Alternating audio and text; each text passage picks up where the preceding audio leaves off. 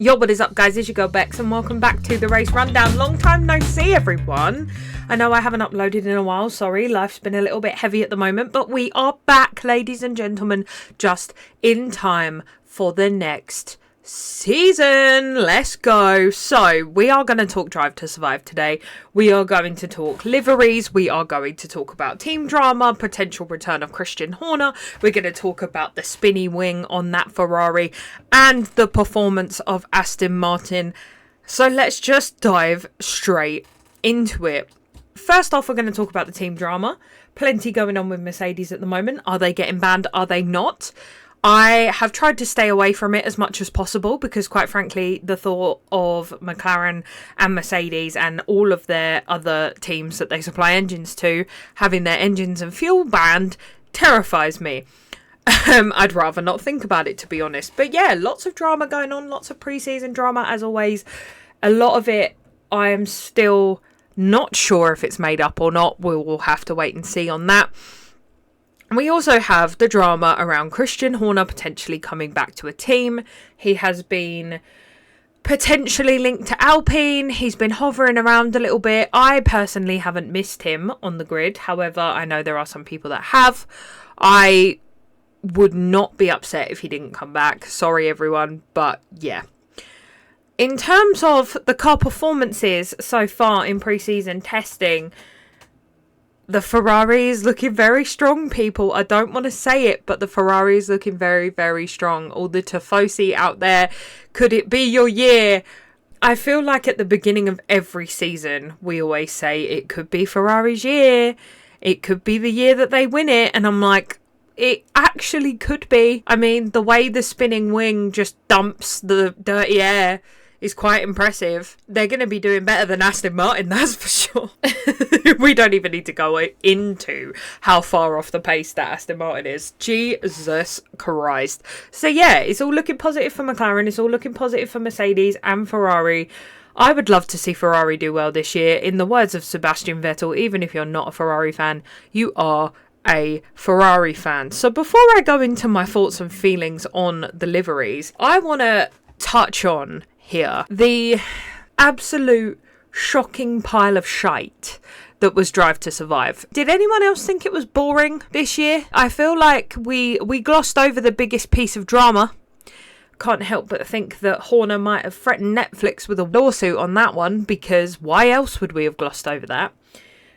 But there was so much more they could have gone into. You know, they've touched on the rivalries between bloody Oscar and Lando, but they didn't really do a lot with it. It was just kind of boring, I guess. I don't know.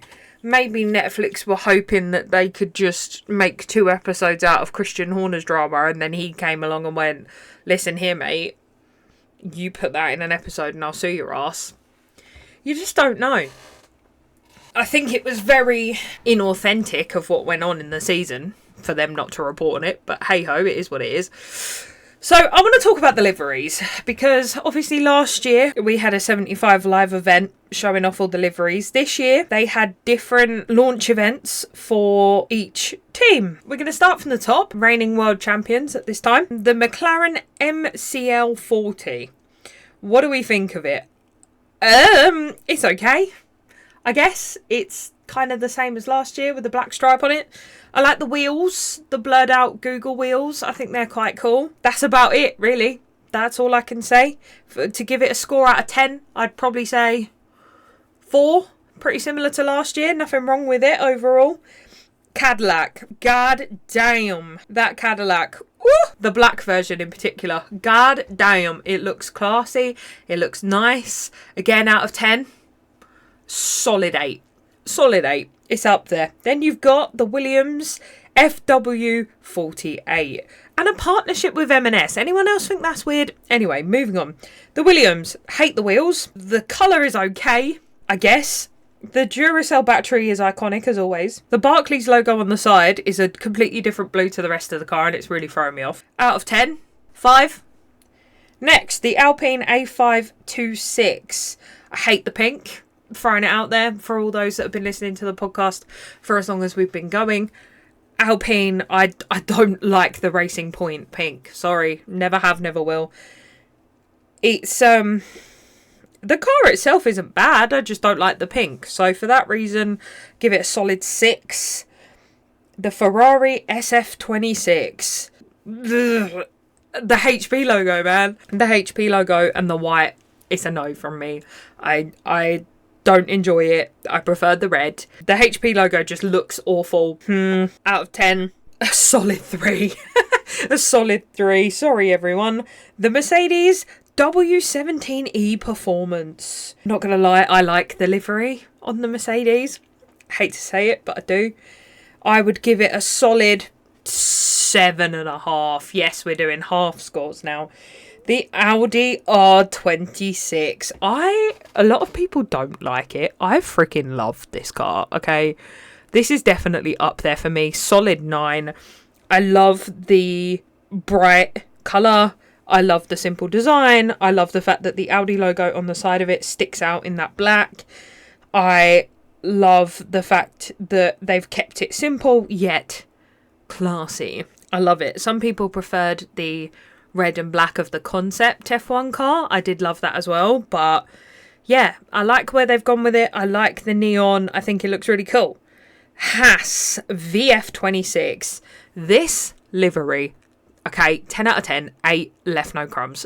I know some people will strongly disagree with me, and that's fine, but the Haas to me, the red, the black, the white, the placement of the sponsors, it's just gorgeous. Like, even the sponsors have a colour theme that fits with the car. Like, you can tell that they've integrated the sponsors with the car design, which I love, whereas they've just taken a Ferrari and gone, yeah, we'll just slap a fucking bright blue HP logo on it.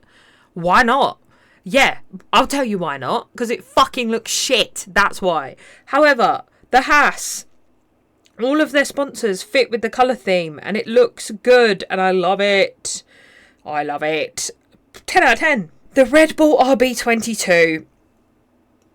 I don't like it. Shock. No, this isn't me hating Red Bull, okay? I just want to throw that out there. I do not hate Red Bull, okay? I hate the drink, but I don't hate the team. This car, the blue is fucking disgusting. It's like the blue on the freaking HP logo again. We get it. You've got Ford Racing involved. We understand that, but why did you have to go for the blue? It's horrible. It's horrible. Having seen the older Red Bulls in person with the matte black that's kind of blue and it looks really sleek and the Red Bull logo just stands out and it looks fucking amazing. And then you've got this pile of trash with like blue end fins on the front wings, like a weird sort of watery looking blue down the outside. I don't like it. I'm sorry. I preferred the matte finish on it. It's shiny. I just don't like it. I probably also don't like the fact that Max has got the number 3 on his car when I'm used to him having the number 1. I don't like that either.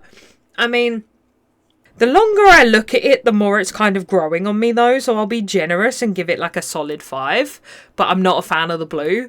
I think the race suits look weird with the blue. I think that the thing is, it probably looks weird because it's finally different. The Red Bull's been the same for such a long time. Then now that it's finally different, I'm like, wait, hold up. It's different. What the fuck? So yeah, solid 5. The Racing Bull's V-Carb 03. I prefer that, to be honest, over the original Red Bull because it's got touches of blue, but it's not as obnoxious. So I would still give it like a 7.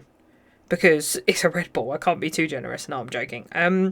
Yeah, solid 7 or 8. I like if they did the Red Bull like that with the subtle blue.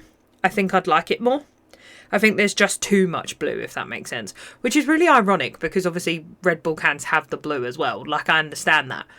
But it just looks slightly more subtle and better on the RB than on the V-Carb than it does the normal RB. So again, V-Carb 03, 7. Solid 7. The Aston Martin ARM 26. Isn't that just the same car as last year? Aston Martin don't really change their livery. I love the racing green still. It's just classic Aston Martin. Love that. But it's the same car every year with a couple changes in where the sponsors are. And that is it. Nothing else has changed at all. So, yeah, boring. Okay, so this year, ladies and gentlemen, if you're not on the Facebook group already, please join the Facebook group. We do posts on there. We have obviously updates. We have what's going on at Race Rundown HQ, but I've also put on there recently a link for our F1 Predicts League as well as our F1 Fantasy League. So if anyone out there from across the globe that's listening would like to join us on the Race Rundown Fantasy team this year, it is open to all of you. And I look forward to you joining. So please join, even if it's your first time playing Fantasy Team like it was with me last year. It's a load of fun and I highly recommend it. And it's a judge-free zone. You can come over here, join the Fantasy League for the first time. See if you like it. Even if you don't, just see if you like it. We will even put a leaderboard on social media for the league of where you are at if you join us. So please, join us on the F1 Predicts Fantasy League. Join us on the fantasy team for F1 as well. We look forward to having you. And yeah, who knows? There might even be a special shout out for you in later episodes as we go through the season. Fun times. So ahead of this, everybody, we have Australia. At the time of recording, we have Australia this weekend. 5 a.m. start. Love it. As always, I am incredibly excited for Australia. Let's see if it rains this time, shall we? At the moment, a lot of the teams can't even get to Melbourne because of all the wars that are going on. Cheers, Trumpy. Just ruining everybody's fucking lives. Cheers for that. So yeah, we'll just have to wait and see. As far as I was aware, half of the Williams mechanics and half of the Alpines mechanics can't even leave the UK right now because they would have to do a stopover in the Middle East and then get to Australia. Can't do that at the moment because it's currently being bombed. So yeah, we shall have to wait and see for developments on that. Could the Bahrain Grand Prix be cancelled? That's looking pretty likely at the moment unless they want to be racing around a war zone. Yeah, not ideal. We will keep you, of course, updated on all of that. What other news do we have going on? Oh yes, I have a project, ladies and gentlemen. I am currently running a project for myself. In my infinite wisdom, despite life being a little bit heavy at the moment, have finished the collection of Lego F1 Speed Champions. I have finished the collection and I am ready to build the frame to hold it together. Now, I'm not naming names here, but the frames to put the F1 cars on are ridiculously expensive, so I will not be purchasing one of those. I'm making my own. So wish your girl some luck, okay? I've tried it once. I messed it up. I've had to wait for another frame. Not proud of it. Not happy about it. But it's fine. We'll get there in the end. It'll all be okay. We'll get there in the end. I will post a picture on socials the second the frame is done because I feel like you guys will want to see it. And I want you to see it personally. Because it's going to look great, she says, hopefully. Yeah, we have a lot to come this year. We have lots to look forward to in terms of F1 shenanigans, but also in terms of the podcast, the plans we have for it this year, as well as perhaps some guests we could get on, some co-hosts for specific episodes, maybe even some out and about vlog type footage. So if that's something you sound interested in and you aren't already, please subscribe. Please follow us on all platforms where you can get your podcasts. I've been Bex, this has been the Race Rundown, and I'll catch you in the next one. Peace.